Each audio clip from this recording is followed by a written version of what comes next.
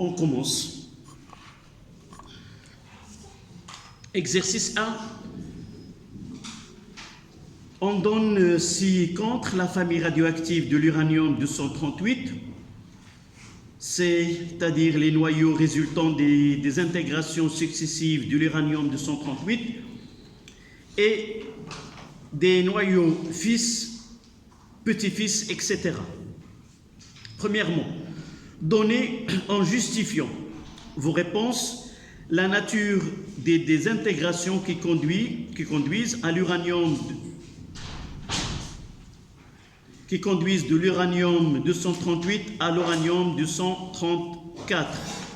On ne demandera pas d'écrire désintégration, c'est-à-dire uniquement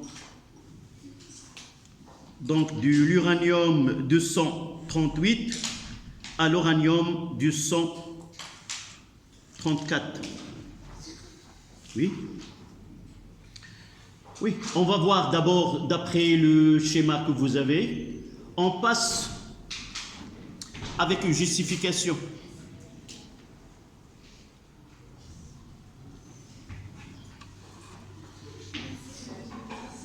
D'une façon globale, combien les étapes qui mènent, oui,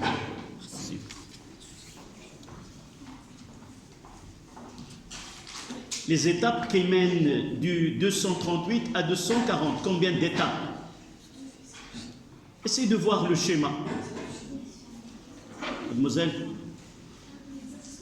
Oui.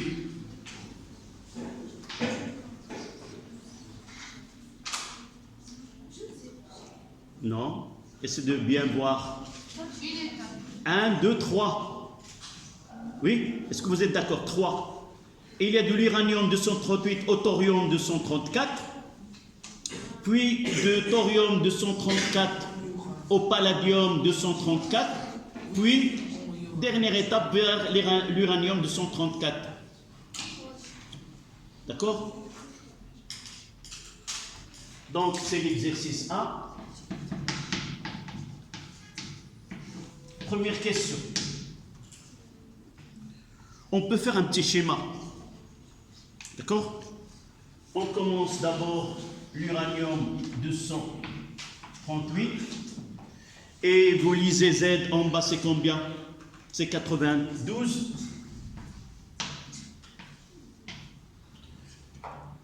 On arrive au thorium TH 234 et pour Z c'est 90.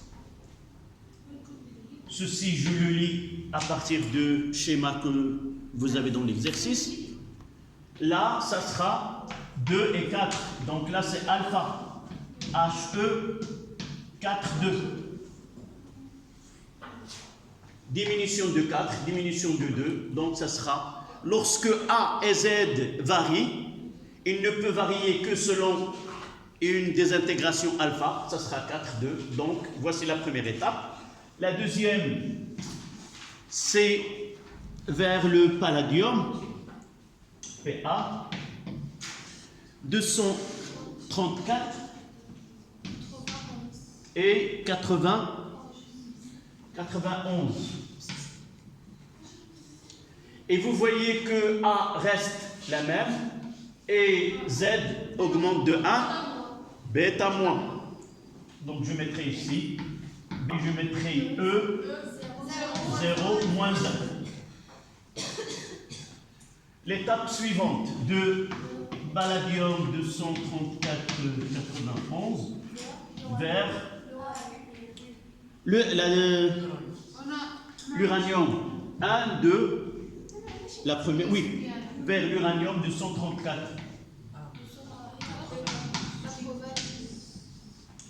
Et vous voyez, ça sera B, non. Si je mettrais plus bêta moins 1, ça donne donc là aussi bêta moins.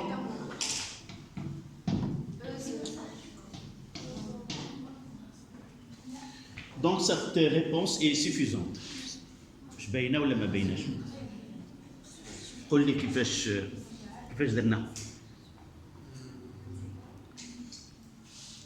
D'abord d'après le schéma.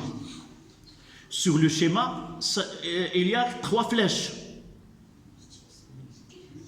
باش عرفتهم.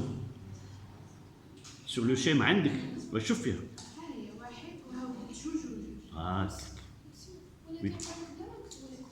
Là, ولكن justifier.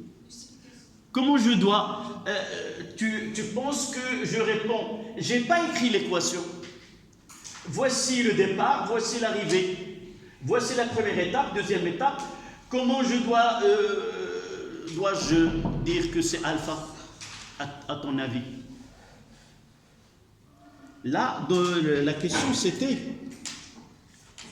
donner en justifiant vos réponses la nature des désintégrations qui conduisent de l'uranium 238 à l'uranium 234 en justifiant.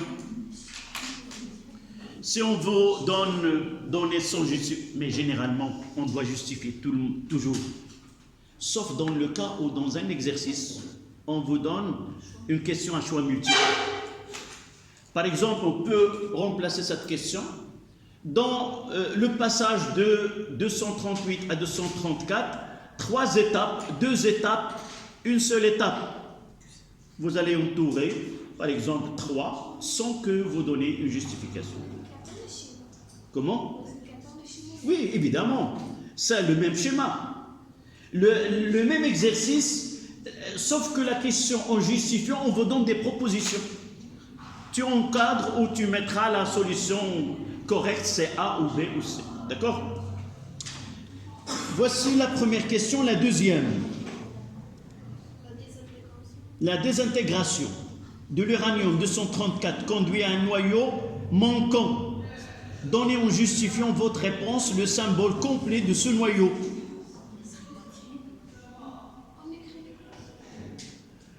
Oui, évidemment, on écrit ce qui est nécessaire pour l'identification de ce corps-là, de celui-là. Donc là, qu'est-ce qu'on va dire? Là où il y a ce point d'interrogation, on mettra que X à Z. D'accord? Donc la deuxième question là, l'élément ou le noyau conduit à un noyau manquant. Le noyau, je mettrai le noyau et X, A, Z. Là où il y a un point d'interrogation. Et d'après le tableau, d'après le schéma, d'accord? D'après. Juste pour la première question, il nous a dit que montrer la nature des intégrations. Oui, c'est-à-dire les noms, mais tout simplement. Dans une seule équation, on peut avoir plusieurs intégrations. Comme si on a bêta, moins et alpha. Oui, tu n'étais pas avec nous dans le cours, peut-être, lorsque nous avons traité, on a parlé des familles radioactives. C'est-à-dire, là, un noyau pair, et suite à plusieurs désintégrations, on arrive à la fin à un noyau qui est stable. De noyau pair au petit-fils, le dernier, on peut avoir une multitude de désintégrations, bêta moins, bêta plus, alpha, qui se répètent. D'accord? Mais on ne peut pas les connaître. Peut-être, dans un exercice, on peut vous donner, à partir de l'uranium 238, et le dernier, on vous demande combien de alpha, combien de bêta moins, combien de bêta plus, on peut les connaître. On peut trouver un exercice semblable. Mais dans ce cas-là, l'exercice il est encadré. On voit qu'il y a 3 étapes d'après les données. Donc je dois dire que première étape c'est quoi, deuxième étape c'est quoi et la troisième. En justifiant évidemment, en se basant sur ce qui se produit pour Z et pour A. D'accord? Donc le noyau est X à Z d'après le schéma. Z est égal à combien? 90. Et A est égal. C'est combien? C'est Z plus 140, c'est ça. 140 plus 90, 130, 230. Voilà, égal à 230. Toujours je fais confiance, tu es mon assistante dans le côté calcul et essayez s'il te plaît de les faire correctement. Tu as l'habitude de les faire correctement, merci. Donc on aura ce x à z est égal à 230, 90. Et comment dois-je connaître x? Quelle est la clé de nomination du x? À partir de quoi je dois connaître le nom? Oui, z, c'est très bien. C'est z qui détermine le nom. Je vais chercher lequel a z est égal à 90 et je dois donner, c'est le thorium, c'est exact. Et on a le TH 90, donc X c'est le TH. Oui, ça sera là c'est 230 et l'autre c'est 234. C'est 234, oui, ce sont deux isotopes. Donc X de 230, 90 et le thorium 230, 90. Voilà la réponse de la question 2.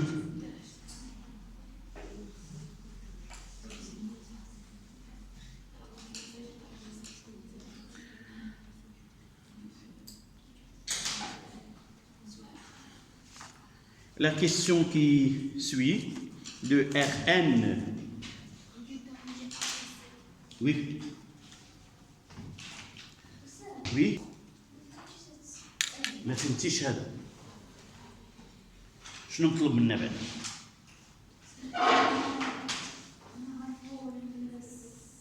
في ذاك التبيانه واخا انا نقرا لك شنو تما. هاد التبيانه اللي عطاونا هي طريقه او ذاك التسلسلات اللي كتحدث لواحد الفصيله مشعه. شنو هي الفصيله المشعه؟ هي واحد المجموعه من النواه بها بيناتها واحد الرابطه ان كتكون النواه الام هي الاصل وكيوقع لها تفتتات متتاليه وكتمر عبر عده انويه بنشاطات اشعاعيه مختلفه. اخر اللي كيكون هو لو بي بي، هو تما كيتوقف وكتولي هذه العائله الا بغينا نقولوا عقيم صافي، ما تبقاش تعطينا نواه واحد اخرين صافي. دابا في هذه الشيمه هذه عطاونا واحد المرحله كتمر من واحد النواه، داروا لنا علامه استفهام شتيها، راه من الأورانيوم 234 من بعد عاطينا واحد علامه استفهام تما، قالوا لنا هذه النواه هذه تعرف عليها شنو هي. اذا هي نواه شنو غادي نكتب لها؟ x a z.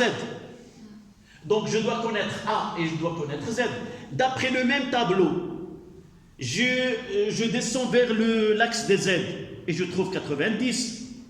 Tu vois 90. J'ai écrit 90 ici. Et pour a, ça sera z plus comment?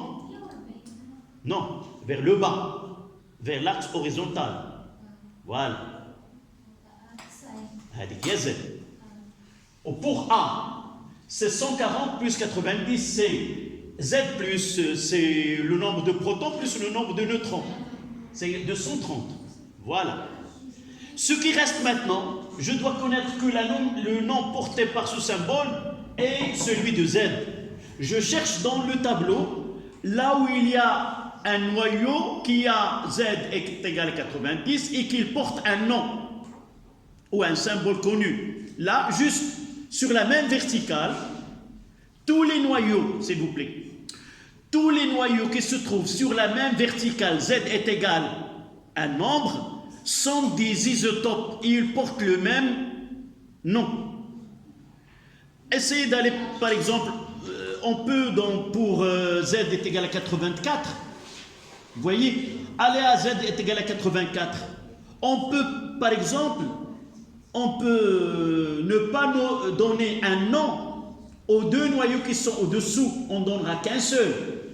Pourquoi? On donnera par exemple le polonium 218. Et pour les autres, on peut mettre point d'interrogation. D'accord? Et vous êtes capable de connaître le nom. Tous les noyaux qui se trouvent sur la même verticale ont le même nom et ils sont des isotopes. D'accord? هنا عطينا واحد شجرة. ملي كيعطينا شجرة on n'a pas besoin. On donne des noyaux au-dessous lorsqu'on donne une désintégration. On vous donne la désintégration alpha par exemple, ou la désintégration bêta ou bêta plus, on vous laisse à connaître le noyau fils. Et pour le connaître, vous n'êtes pas censé de l'apprendre. Vous allez au-dessous aux données et vous allez choisir un. Généralement, on vous donne un qui est plus 1, moins 1 ou autre, et vous devez choisir. Là, toutes les données sur le même tableau, ce n'est pas la peine de donner en bas. Il suffit de regarder vers le haut, qui est le TH 234. D'accord? Voilà. On passe à la question suivante. Oui, la question 3, Rn. Troisième question. Rn. Rn est la Z. D'après le tableau,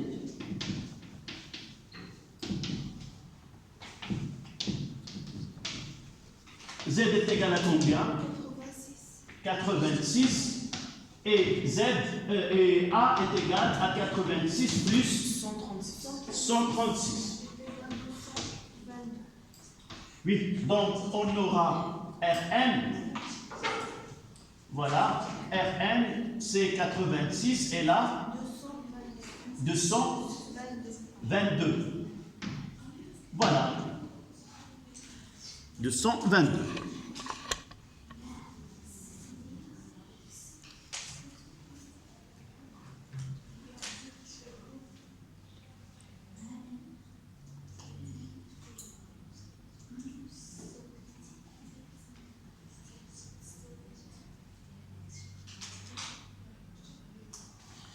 La dernière question.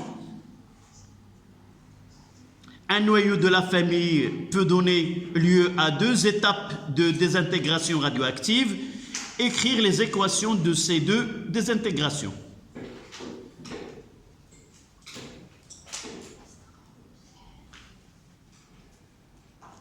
Est-ce que la question est comprise? Oui? N'est pas claire. شنو فهمتي دابور منها او ما فهمتيهاش؟ ما فهمتيهاش.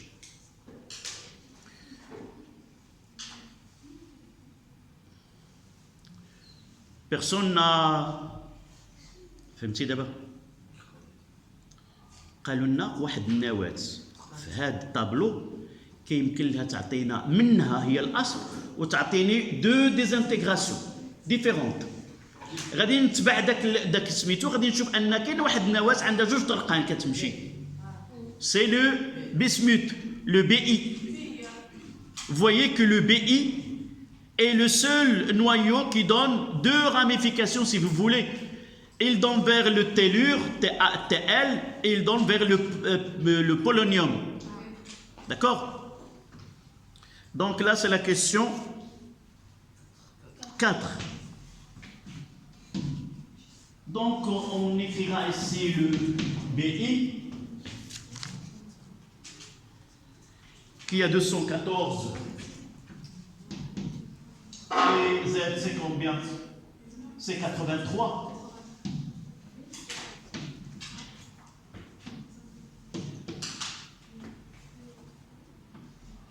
Ici, on donne TL.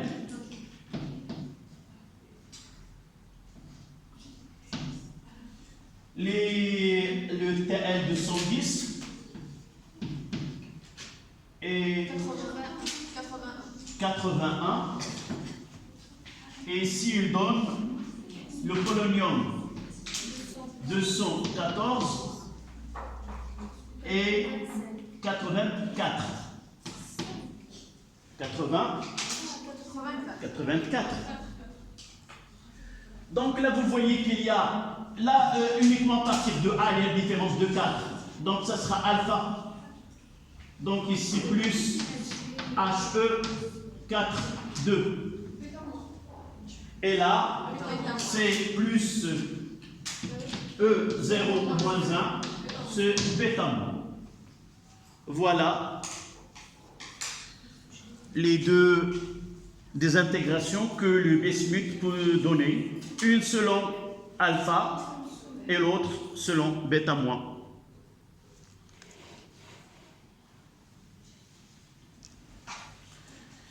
La dernière question, je viens de le dire tout à l'heure, la 5e question. Qui peut répondre à cette question? La question était, la famille s'arrête au plan de 206, à votre avis, pourquoi?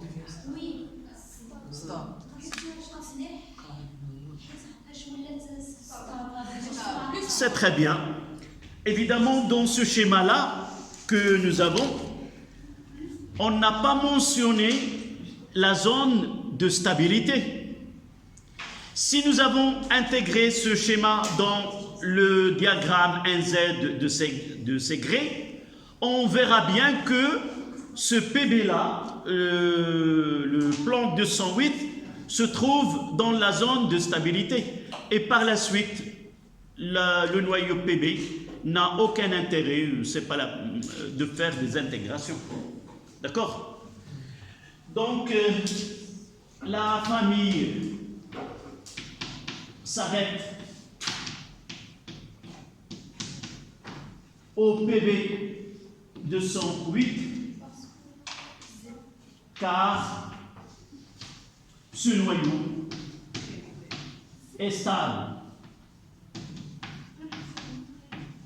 Et nous avons déjà dit que la désintégration des noyaux a pour cause la non-stabilité de ce noyau. L'instabilité de noyau, c'est elle qui est derrière cette désintégration. Et puisque ce noyau-là... Monsieur, votre clocher est plus stable. Oui, le plus stable lorsqu'on travaille à l'intérieur de la famille. Par exemple, tu peux comparer le Rn avec le radon. Tu diras que Rn est plus stable que... Mais c'est pas stable. Elle va donner juste après le polonium 218. D'accord? Donc, on dira plus stable qu'un autre, mais pas stable. Lorsque tu dis plus stable, c'est par rapport au noyau pair. Et là, le PB208, c'est un noyau stable, sans le comparer. D'accord? Voilà l'exercice. Oui?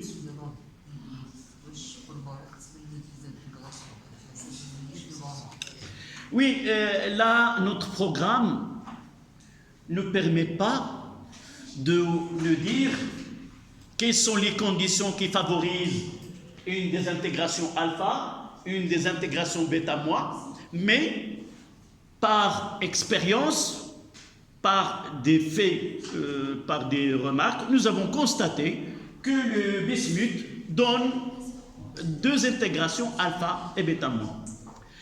Pour nous, et pour toi aussi, on ne vous donne pas d'expliquer pourquoi le bismuth a ces deux. Mais tu vois la question ici, identifier un noyau qui donne deux désintégrations différentes. Et tu dois le connaître et tu dois schématiser, donner cette transformation. Pourquoi ce n'est pas dans notre programme?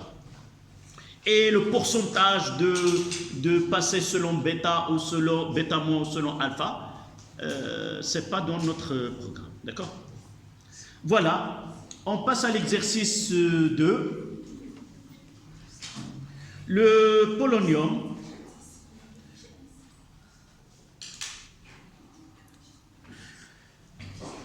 Donc l'exercice 2.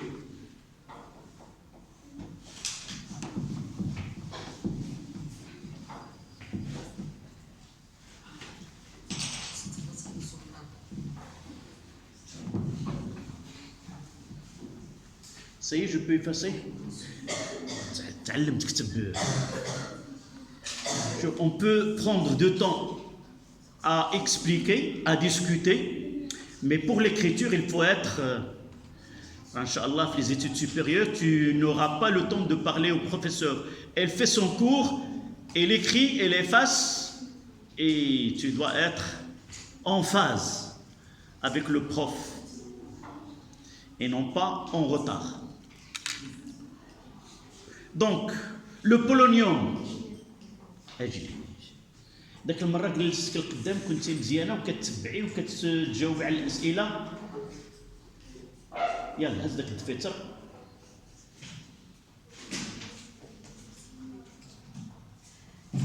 Donc le polonium 210 est radioactif alpha.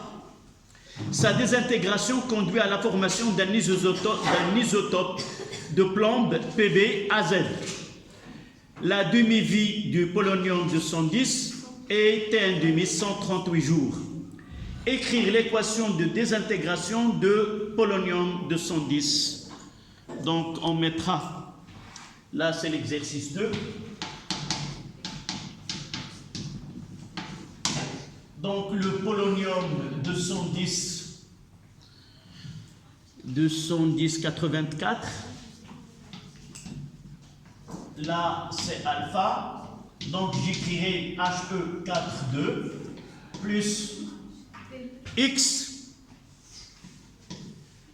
Vous voyez que la question n'a pas été posée de cette manière, en appliquant les lois de conservation écrire.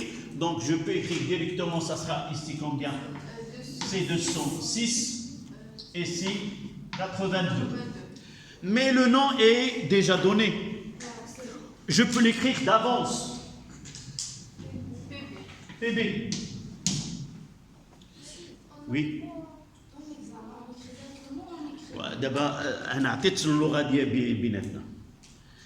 Il y a deux façons de poser la question. D'accord? Soit en appliquant les lois de conservation, écrire l'équation de désintégration et identifier le noyau fils. Si la question est posée ainsi, je dois mettre comment? Je vais mettre, là c'est PO. Je mettrai PO 284, ça donne He42 plus XAZ.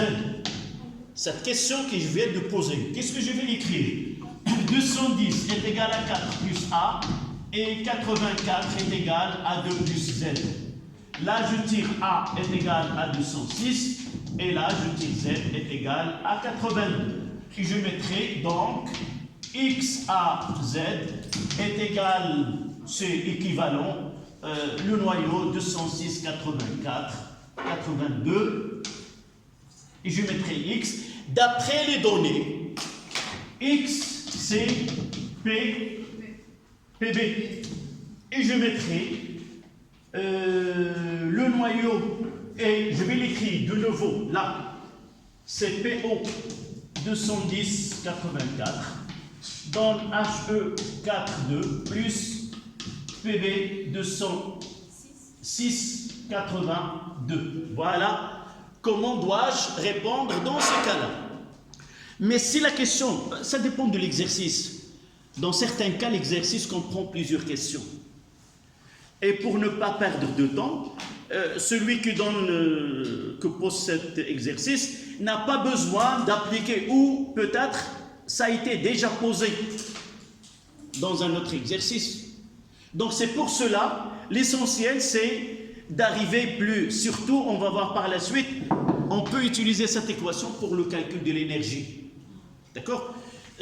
Ça dépend de l'objectif de la question. Pour moi, dans le devoir, j'accepterai cette écriture-là si on n'a pas mentionné les lois de conservation, sans rien du tout. Écrire l'équation. Si écrire l'équation en justifiant, ça, c'est autre chose. D'accord? Dans cette question, vous voyez que écrire l'équation de désintégration, c'est simple. Deuxième question. Calculez la constante radioactive de polonium 210. Donc, deuxième question.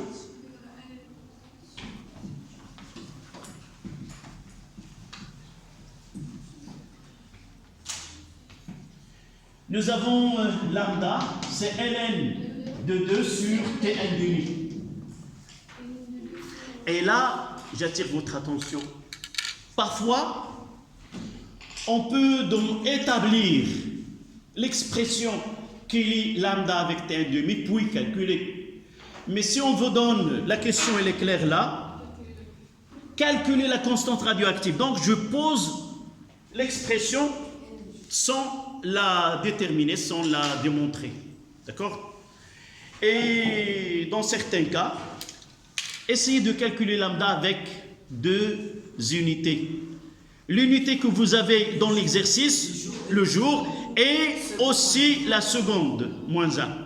Pourquoi? Parce que si on vous demande de calculer l'âge, c'est mieux de travailler avec lambda, avec l'unité que vous avez, le jour ou l'an. Mais pour calculer A, l'activité, vous devez utiliser lambda en seconde, moins 1. D'accord?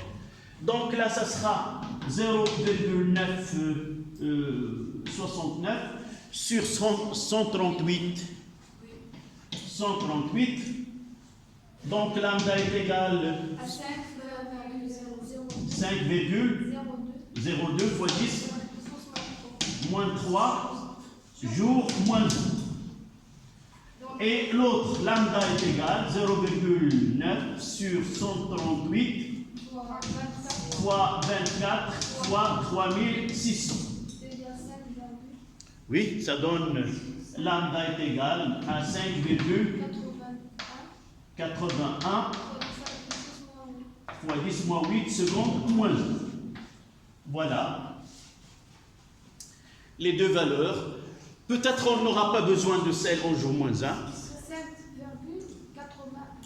81, c'est pas 91. D'accord. On écrira ça 8.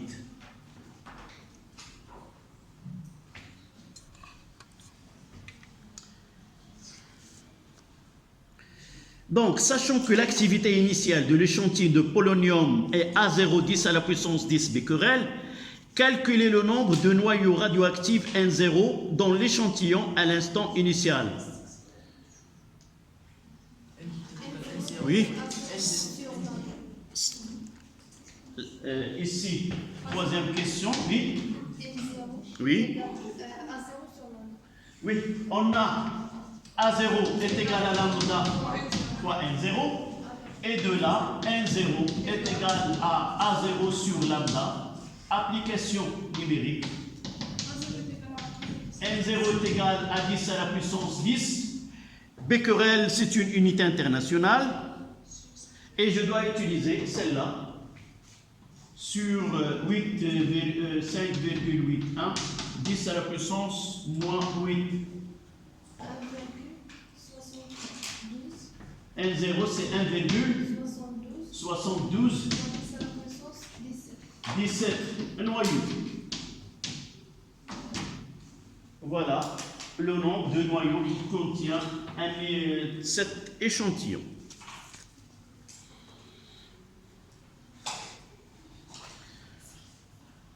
Quatrième question.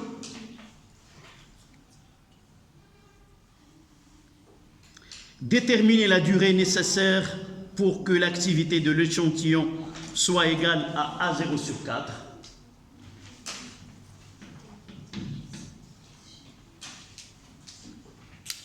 Ça sera combien?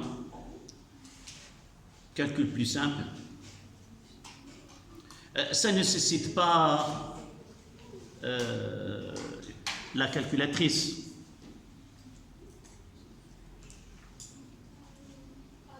Un petit schéma, tout simplement un petit schéma.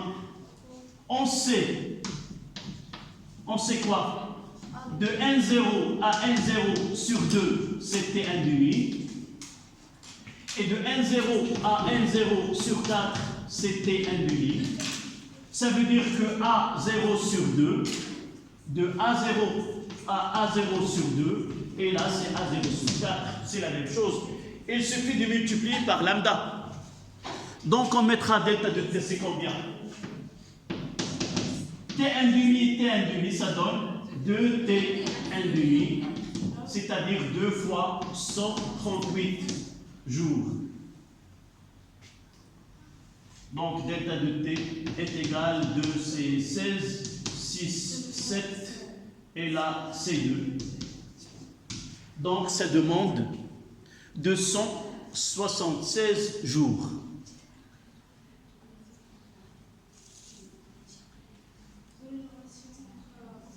Oui.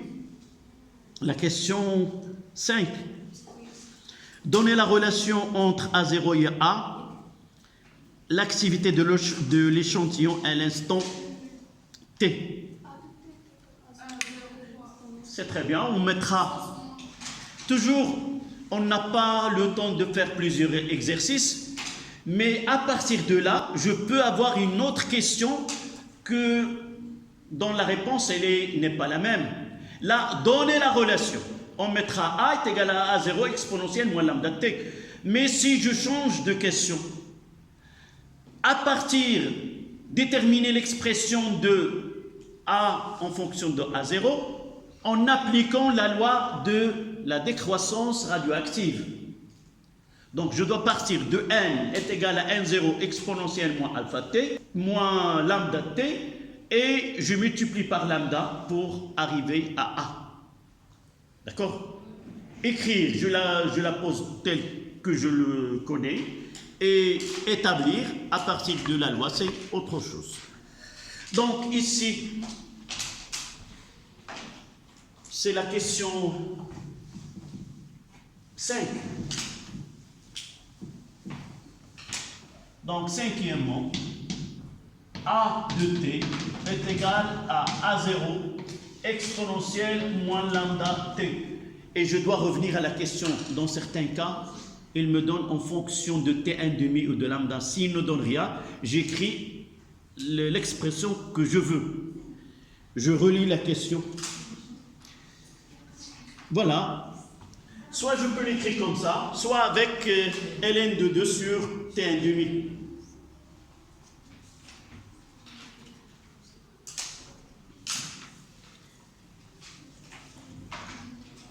Exprimer la décroissance radioactive de l'activité R qui est égale, la sixième question, R est égal à A0 moins A de T sur A0. Il suffit de remplacer. Là, dans la question fonction de T1 demi.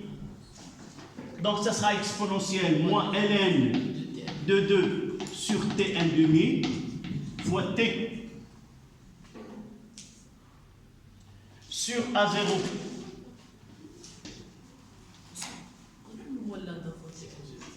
Comment? Tu lis la question, tu as de... En fonction. Je viens de le dire juste un moment. Donc ça donne ce R est égal à 1 moins exponentielle moins ln de 2 sur t 1 demi fois t.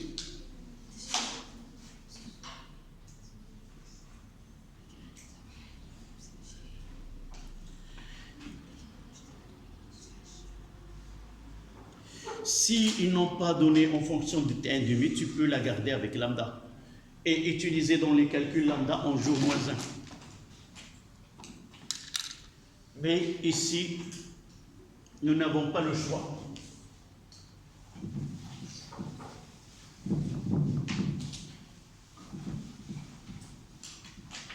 L'application numérique, ils nous ont demandé de calculer quelle est cette décroissance de l'activité après un jour. Donc je mettrai application numérique. R est égal à 1 mois exponentielle de 0,69 divisé par Je mettrai le jour 138 fois 1, le temps.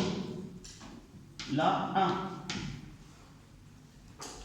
Puisque le temps, l'unité se simplifie, si j'utilise t avec le jour aussi, ce t doit être exprimé en jour. Comment? C'est dans la question.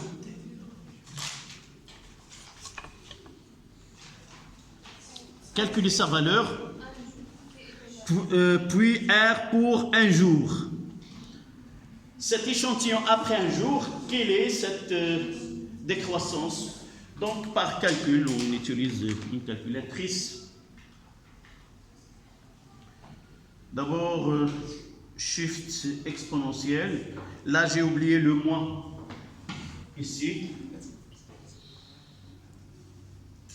C'est moins 0,69 fois, ou plutôt directement, divisé par 138.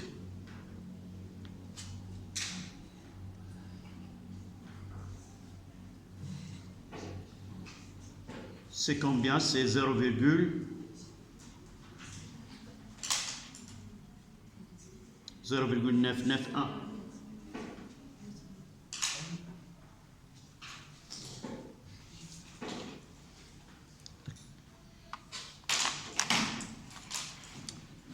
Essayez de faire le calcul, vérifier.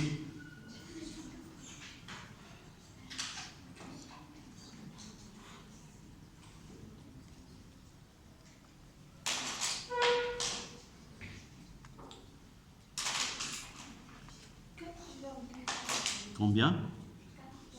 C'est un mois. C'est un. Là, c'est combien là? C'est 0, tu as fait tout le calcul. Ça donne combien? 4,98 fois 10 s'il vous plaît, essayez de faire 4,98 fois 10 moins 3. Et vous voyez que cette valeur-là est sans unité. D'accord? C'est le becquerel sur le becquerel.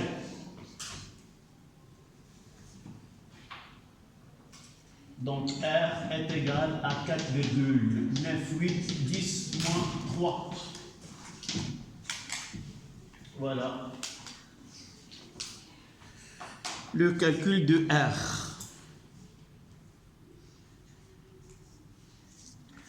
On passe à l'exercice 5. D'accord? On va essayer de faire l'exercice 5. C'est 10 heures d'écart. On va essayer de le faire et le compléter, Inch'Allah, le jeudi.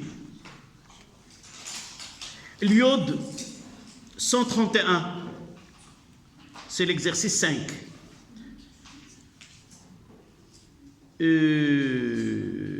Qui a une activité radioactive est utilisé dans le domaine médical pour obtenir une image radiologique d'un membre de corps humain. Lorsqu'une dose d'iode radioactif est injectée dans le corps humain et que la localisation d'atomes d'iode, par exemple au niveau des glandes thyroïdes, est mesurée en mesurant le flux de rayonnement émis. Le diagramme donne le changement de côté de temps, c'est-à-dire la radioactivité de la pompe d'échantillon dans le corps pour le moment. Donc, je demande à quelqu'un d'entre vous, le jeudi, Inch'Allah, qu'il prépare quelques minutes, comment on effectue cette scintigraphie de la thyroïde. Quand est-ce qu'on donne ces gélules de iode 131 et quand est-ce qu'on fait ce schéma-là et quelles sont les précautions. Inch'Allah, le jeudi, on commencera en quelques minutes comment un patient va être traité par cette iode de 131. Pour le moment, on s'intéresse aux questions purement physiques. et non pas du côté médical. Évidemment, ce n'est pas uniquement le diode 131. Il y a des isotopes de cet iode qui sont utilisés. Première question. D'abord, donnez le symbole et la composition du noyau de l'iode 131. D'accord? Donnez le symbole. D'abord, le diode I. D'après les données, donc je dois effacer.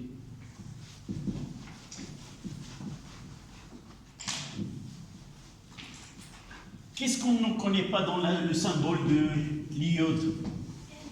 C'est Z. Mais nous savons quoi? Il nous donne I 131. Donc I 131, là c'est Z. Mais nous savons quoi? Il a une activité. Quelle est la nature de cette radioactivité? Bêta moins. Bêta moins, et ça donne 0 moins 1 plus X à Z. Mais l'iode... Comment? C'est donné.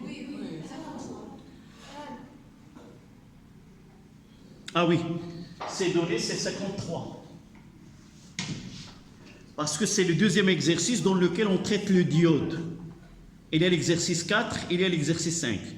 Donc, bêta moins, ça donne 0 moins 1. Donc, de là, on tire que Z est égal à 54 et A est égal à 131. Donc, d'après les données,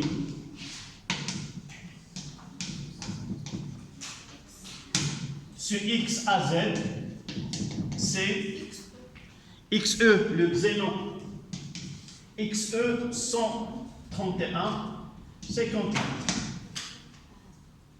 Là, c'est la question 1. Quelle est la nature de particules émises lors de la désintégration de l'iode 131? Écrire l'équation de transformation. L'équation de la transformation qu'on appelle, ou l'équation phénoménologique que nous avons écrite dans le cours. Donc, la deuxième question. La particule émise, quoi, est un électron. D'accord? Et l'équation qui donne l'équation phénoménologique. Donc on a ici 0 moins 1. Et si nous voyons là, on passe de 53 à 54. Qu'est-ce qu'il se forme dans le noyau fils? Autant que de 53 à 54. Ça veut dire quoi? Le nombre de protons a augmenté de 1. Donc on peut dire qu'il y a naissance d'un proton dans le noyau fils. Et là, il me reste 1 et 0. Ça sera un neutron. Le mécanisme, oui. Là, ils n'ont pas, c'est pas le mécanisme, ou l'équation phénoménologique. D'accord? Voilà l'explication de cette radioactivité bêta-moins. Donc, les questions qui nous restent, on va les traiter le jeudi, Inch'Allah.